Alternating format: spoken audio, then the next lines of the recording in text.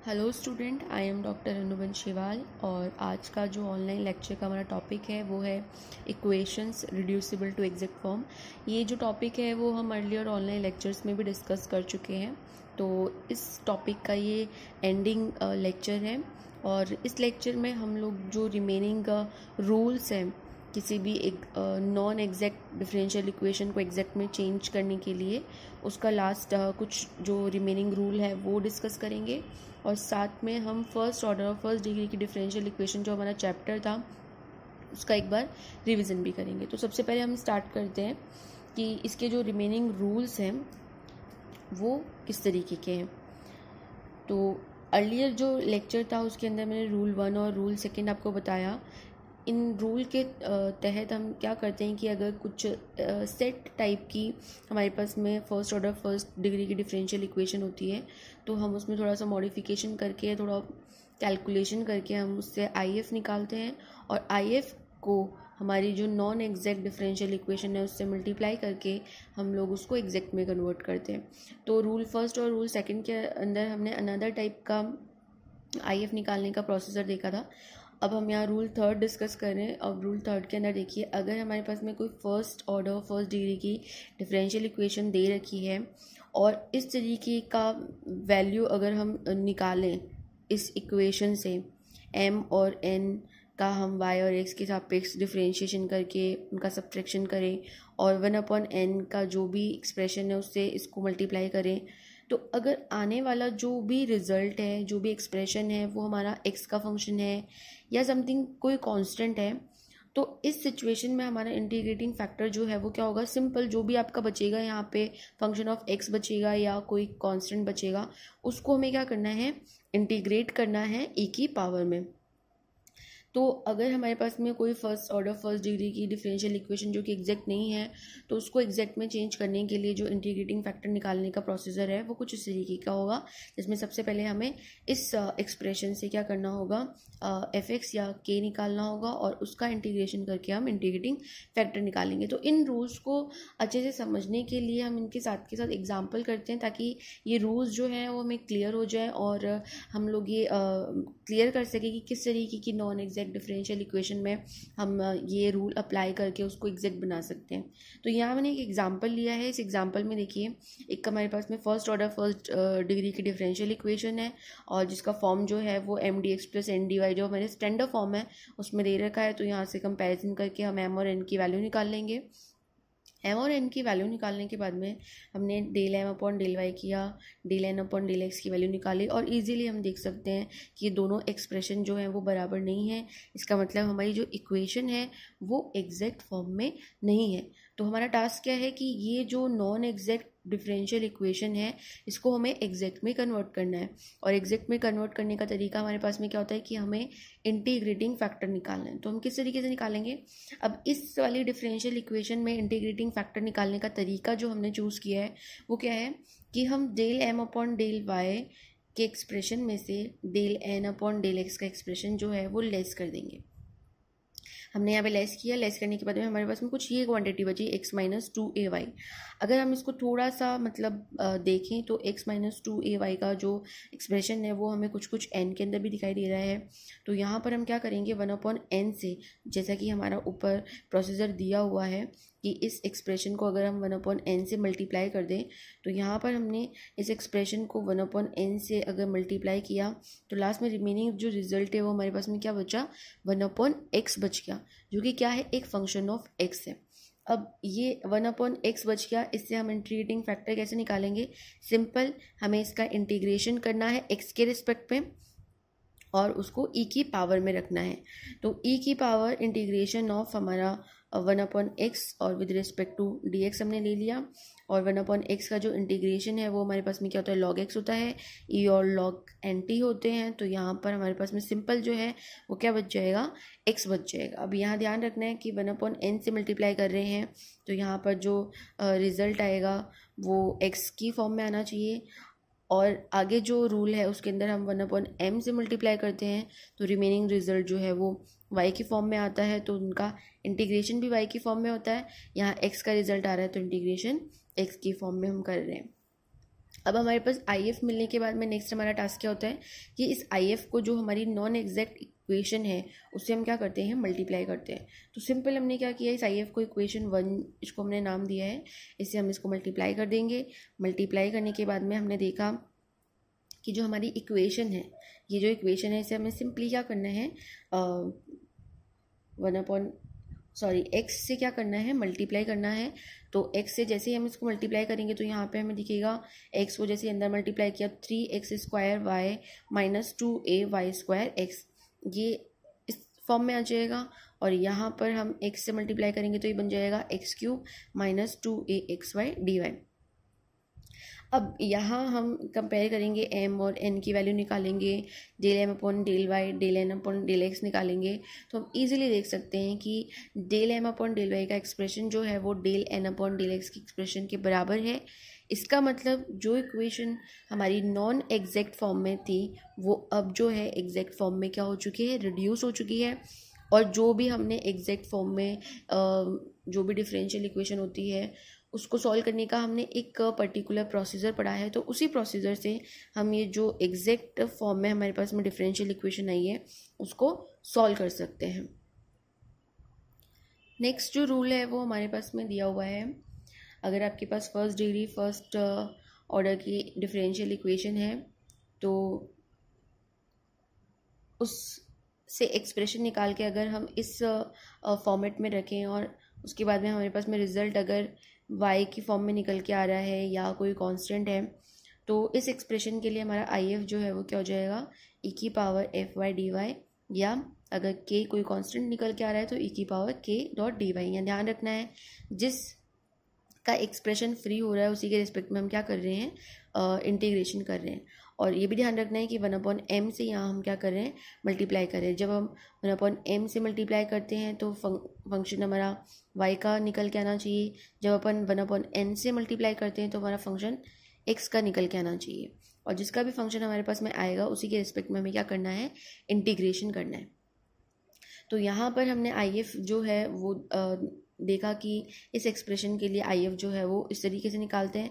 तो इसका हमने एक एग्जाम्पल लिया है, ये जो एग्जाम्पल है वो यहाँ पर मैंने एज ए एक्सरसाइज छोड़ रखा है, जिसमें आप पता करें कि इन दोनों में से कौन सा रूल जो है इसमें आप फॉलो अप कर सकते हैं। लेकिन इस एग्जाम्पल को करने से पहले सबसे पहले हम इस रूल के लिए एक एग्जाम्पल क्लियर कर लेते हैं। तो हमने यहाँ एक एग्जाम्पल लिया है, y की power 4 plus 2y dx plus xy cube plus 2y की power 4 minus 4x dy equals to 0। ये हमारे पास में एक फर्स्ट ऑर्डर फर्स्ट डिग्री की डिफरेंशियल इक्वेशन है। हमने यहाँ पर कंपेयर करके स्टैंडर्ड फॉर्म से m और n का मान निकाल लिया, del m upon del y निकाला, del n upon del x निकाला। दोनों का एक्सप्रेशन क्लियरली दिखाई दे रहा है कि हमारे पास में ये जो है एग्जैक्ट की जो कंडीशन होती है, नेसेसरी कंडीशन, उसको सेटिस्फाइड नहीं कर रहे हैं। तो ये जो इक्वेशन है हमारे पास में वो एक एग्जैक्ट इक्वेशन नहीं है। तो इसको एग्जैक्ट में कन्वर्ट करने के लिए हमने क्या किया, रूल 4 से हमने del n minus del x के एक्सप्रेशन में से del n upon del y का एक्सप्रेशन जो है वो क्या कर दिया, लेस कर दिया। तो यहाँ पर हमने इस तरीके का प्रोसीजर अपना के और लास्ट में देखा जब हम इसको 1/m से मल्टीप्लाई करते हैं तो रिजल्ट हमारे पास में क्या बचता है, माइनस का 3/y, यानी कि ये क्या है, एक फंक्शन ऑफ y है। जब आप ये वाला मतलब ये वाली कैलकुलेशन करेंगे तब आपको इजीली क्लियर हो जाएगा कि मतलब हमें रूल 4 लगाना है या रूल 3 लगाना है। जो भी एक्सप्रेशन या रिमेनिंग बचेगा उसी की हेल्प से हम देख सकते हैं कि हमारा रूल 4 लगेगा या 3 लगेगा। अब यहाँ पर जो एक्सप्रेशन है उसमें देखिए y³ प्लस 2 आ रहा है और y³ प्लस समथिंग की कोई टर्म जो है वो हमें m के अंदर बनती हुई दिखाई दे रही है। इसका मतलब अगर मैं इस टर्म को m से डिवाइड कर रही हूँ तो मे बी मैं इसको सिंप्लीफाई कर पाऊँ। तो इस तरीके से हमें थोड़ा सा आइडिया लगाना पड़ेगा कि रूल 3 या रूल 4 में से कौन सा रूल जो है वो हम किसी नॉन एग्जैक्ट डिफरेंशियल इक्वेशन के ऊपर लगाएंगे। तो यहाँ पर जब हमने इस प्रोसीजर को अपनाया तो हमारे पास में जो लास्ट रिजल्ट है वो किसकी फॉर्म में बचा, y की फॉर्म में बचा। अब यहाँ से हम अपना IF निकालेंगे तो IF हमारे पास में क्या हो जाएगा, e की power integration of -3/y dy, और इसको सॉल्व करेंगे तो हमारे पास में क्या हो जाएगा 1/y क्यूब, यानी कि इंटीग्रेटिंग फैक्टर जो है हमारे पास में क्या हो गया 1/y क्यूब। अब इस इंटीग्रेटिंग फैक्टर को हम क्या करेंगे, जो हमारी नॉन एग्जैक्ट डिफरेंशियल इक्वेशन थी उससे मल्टीप्लाई कर देंगे। तो मल्टीप्लाई करने के बाद में हमारी जो इक्वेशन है वो कुछ इस फॉर्म में सिंप्लीफाई हो जाएगी। और ये जो अब इक्वेशन आपके पास में आई है, आई एफ मल्टीप्लाई करने के बाद में ये इक्वेशन जो है वो हमारी क्या हो जाएगी, एक एग्जैक्ट फॉर्म डिफरेंशियल इक्वेशन हो जाएंगी। आप चाहें तो एम और एन की वैल्यू निकाल के और इसको चेक भी कर सकते हैं, बट चूँकि हमने यहाँ पे एक प्रोसीजर फॉलो किया है, उस प्रोसीजर से एक्चुअल में नॉन एग्जैक्ट डिफरेंशियल इक्वेशन जो है वो एग्जैक्ट फॉर्म में रिड्यूस हो ही जाएगी। तो यहाँ पर ये जो इक्वेशन हमें मिली है वो एक एग्जैक्ट फॉर्म डिफरेंशियल इक्वेशन है, और इसको हम जो प्रोसीजर है हमारा एग्जैक्ट फॉर्म डिफरेंशियल इक्वेशन को सॉल्व करने का, उससे इसको सॉल्व करके इसका आंसर निकाल सकते हैं।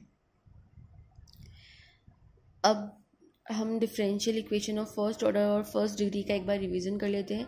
हमारा जो चैप्टर था यूनिट फर्स्ट के अंदर, पहला चैप्टर हमारा differential equation of first order and first degree था, और इसके अंदर हमने फर्स्ट ऑर्डर फर्स्ट डिग्री की डिफरेंशियल इक्वेशन का प्रारूप जो है, उसका फॉर्म क्या होता है वो देखा था। तो आपको फर्स्ट ऑर्डर फर्स्ट डिग्री की डिफरेंशियल इक्वेशन कुछ इस फॉर्म की दिखेगी, या फिर इस फॉर्म की, जो कि हमारे बहुत फैमिलियर है ये वाली फॉर्म।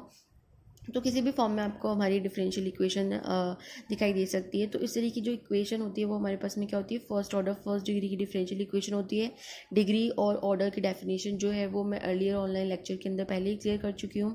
तो यहाँ आप इजीली जो है वो देख सकते हैं कि इक्वेशन जो है वो फर्स्ट ऑर्डर और फर्स्ट डिग्री की है। अब जब हमें डिफरेंशियल इक्वेशन का फॉर्म पता लग जाता है तो उसको हमें सॉल्व करने के लिए कौन कौन से अपने मेथड इस चैप्टर में अपनाए हैं वो हम देखेंगे। तो सबसे पहला मेथड जो था वो हमने देखा था सेपरेशन ऑफ वेरिएबल्स, जिसके अंदर हम क्या करते हैं कि कोई भी इक्वेशन आपको दे रखी है फर्स्ट ऑर्डर फर्स्ट डिग्री की, तो उसमें हम क्या करते थे, एक्स की टर्म्स एक तरफ रखते थे और वाई की टर्म्स जो है वो हम एक तरफ रख के उनको अलग अलग सेपरेट कर लेते थे, और उसके बाद में हम उनका इंटीग्रेशन करके आंसर फाइंड आउट कर सकते थे इजीली।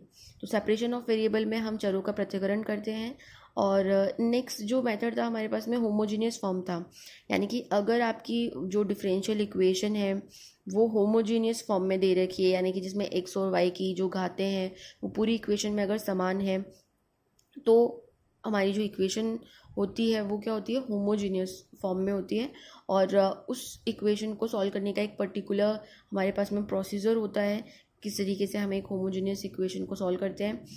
और अगर मान लीजिए कोई इक्वेशन आपके पास में होमोजीनियस फॉर्म में नहीं है, लेकिन कोई सर्टन चेंज करने के बाद में हम उसको होमोजीनियस में रिड्यूस कर सकते हैं, तो यहाँ पर हमने जो भी इम्पॉर्टेंट जो इक्वेशंस हैं उनके साथ साथ उनका रिड्यूसिबल फॉर्म भी पढ़ा है।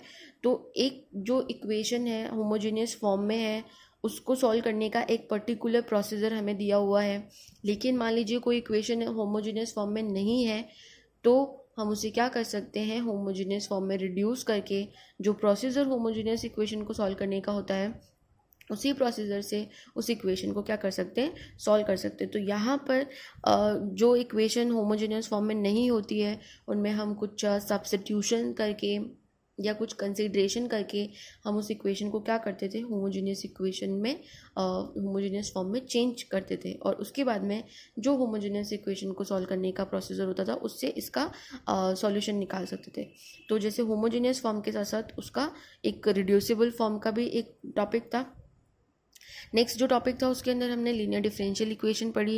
लीनियर डिफरेंशियल इक्वेशन का प्रारूप देखा कि इसका जो फॉर्म है वो किस तरीके का दिखाई देता है। तो इस टाइप से दिखने वाली जो इक्वेशन होती है वो हमारे पास में लीनियर डिफरेंशियल इक्वेशन होती है। और हो सकता है कि कई बार आपके पास में y इक्वल्स टू, अगर हमारा फंक्शन ऑफ x है तो हमारी डिफरेंशियल इक्वेशन लीनियर ये होगी, और अगर आपके पास में x इक्वल्स टू fy है यानी कि एक्स वाई का फंक्शन है, तो उसके लिए हमारी लीनियर डिफरेंशियल इक्वेशन का प्रारूप जो है, फॉर्म जो है वो कुछ इस तरीके का दिखाई देगा। और इसको भी सॉल्व करने का हमारे पास में एक मेथड हमने फॉलो किया था, IF निकाल के, और IF को फिर एक इसका सॉल्यूशन का एक पर्टिकुलर स्ट्रक्चर होता था, उसके अंदर हम वैल्यू पुट करके इसका सॉल्यूशन फाइंड आउट करते थे। लेकिन हो सकता है कुछ इक्वेशन जो है वो लीनियर फॉर्म में नहीं है, बट हमें लगता है कि कुछ सर्टेन चेंजेस करने के बाद में इसे हम लीनियर फॉर्म में कन्वर्ट कर सकते हैं। तो इस चैप्टर के अंदर हमने पढ़ा था, इस एक्सरसाइज में हमने पढ़ा था कि कैसे एक नॉन लीनियर डिफरेंशियल इक्वेशन को हम कुछ चेंजेस करके या फिर चरों को आपस में इंटरचेंज करके उसे हम क्या कर सकते थे, लीनियर फॉर्म में कन्वर्ट कर सकते थे। तो यहाँ पर लीनियर और नॉन लीनियर की डेफिनेशन जो है वो आप लोगों को क्लियर होना बहुत ज़रूरी है।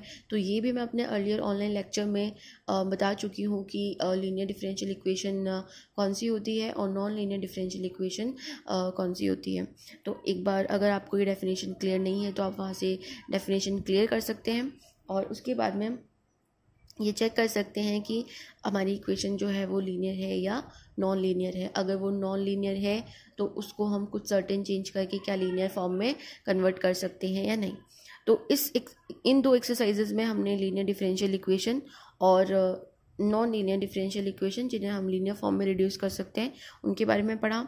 लास्ट जो टॉपिक था हमारी इस एक्सरसाइज का वो एग्जैक्ट फॉर्म था, जिसमें हमने एक फर्स्ट ऑर्डर फर्स्ट डिग्री की डिफरेंशियल इक्वेशन को चेक किया कि क्या वो एग्जैक्ट है या नहीं। तो उसके लिए हमारे पास में एक नेसेसरी एंड सफिशिएंट कंडीशन थी और इस कंडीशन को अगर कोई भी डिफरेंशियल इक्वेशन सेटिस्फाइड करती है तो वो हमारे पास में क्या होती है, एक एग्जैक्ट डिफरेंशियल इक्वेशन होती है। और इसको भी सॉल्व करने का हमारे पास में एक पर्टिकुलर प्रोसीजर था। और अगर मान लीजिए कोई इक्वेशन आपके पास में एग्जैक्ट फॉर्म में नहीं है बट आप सर्टेन चेंजेस करने के बाद में उसे एग्जैक्ट फॉर्म में कन्वर्ट कर सकते हैं, तो यहाँ पर हमने वो जो सर्टेन चेंजेस हैं उनके लिए कुछ रूल पढ़े, जिसमें हमारे पास में मेथड 1 और मेथड 2। मेथड 1 के अंदर हमारे पास में 5 रूल थे जिनमें हमने 4 रूल डिस्कस किए और जो 5th रूल था वो मैंने सेल्फ आप लोगों के लिए एज अ असाइनमेंट छोड़ा है, जिसमें आप उसको समझ के और जैसे हमने पहले की रूल्स डिस्कस किए वैसे ही हम रूल 5 में भी अगर पर्टिकुलर टाइप की आपकी कोई इक्वेशन है तो उसमें किस तरीके से हम IF निकाल के उसको एग्जैक्ट फॉर्म में कन्वर्ट कर सकते हैं ये देखेंगे। तो ये जो है वो एक सेल्फ असेसमेंट है, ये आप खुद पढ़ के और खुद इस टॉपिक के एग्जांपल्स करके सॉल्व करके देखिए। अगर इसमें कोई भी आपको दिक्कत हो तो आप अपने व्हाट्सएप ग्रुप में मुझे शेयर कर सकते हैं इससे रिलेटेड कोई भी क्वेरी। उसके बाद में हमने एक मेथड 2 देखा था, इंस्पेक्शन मेथड, जिसमें आप सिंपल किसी भी डिफरेंशियल इक्वेशन को निरीक्षण करके आप देख सकते हैं कि इसमें x या y या 1/x या 1/y या y³ या y², अगर किसी भी चीज़ से मल्टीप्लाई करके हम उसको एग्जैक्ट फॉर्म में कन्वर्ट कर सकते हैं। तो इस इंस्पेक्शन मेथड में कोई पर्टिकुलर रूल नहीं है, इसमें सिर्फ आपके निरीक्षण के ऊपर डिपेंड करता है कि किसी भी फंक्शन ऑफ x या फंक्शन ऑफ y से मल्टीप्लाई करके हम एक नॉन एग्जैक्ट इक्वेशन को एग्जैक्ट फॉर्म में कन्वर्ट कर सकते हैं। तो एग्जैक्ट फॉर्म में कन्वर्ट करने के बाद में जो हमारा एग्जैक्ट फॉर्म को सॉल्व करने का प्रोसीजर होता है उसी प्रोसीजर से हम इस इक्वेशन को भी क्या कर सकते हैं, सॉल्व कर सकते हैं। तो इस पूरे जो चैप्टर की समरी है उसमें हमने देखा कि फर्स्ट ऑर्डर फर्स्ट डिग्री की डिफरेंशियल इक्वेशन का प्रारूप क्या होता है, उनको सॉल्व करने के कौन कौन से मेथड होते हैं। और मेनली तो हमने 4 ही मेथड पढ़े हैं, separation of variables, homogeneous form वाला मेथड, लीनियर डिफरेंशियल इक्वेशन वाला मेथड और एग्जैक्ट फॉर्म वाला मेथड। और जो रिमेनिंग जो हमारे पास में 3 जो एक्सरसाइज हैं वो एक्चुअल में इन्हीं मेथड्स को यूज़ करने के लिए किसी भी इक्वेशन को रिड्यूस करने का प्रोसीजर बताती है और प्रोसीजर फॉलो करने के बाद में हम उन्हें इनमें से किसी भी फॉर्म में कन्वर्ट करके और सॉल्व कर सकते हैं। तो इस चैप्टर के अंदर जो हमारा टॉपिक था वो ये ख़त्म हो चुका है।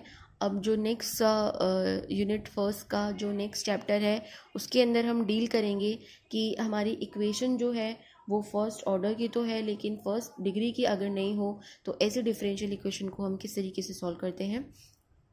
ये जो वीडियो है वो आपको कॉलेज के यूट्यूब हैंडल के अंदर प्लेलिस्ट ऑप्शन में जाकर BSc part 2nd year maths में मिलेगा।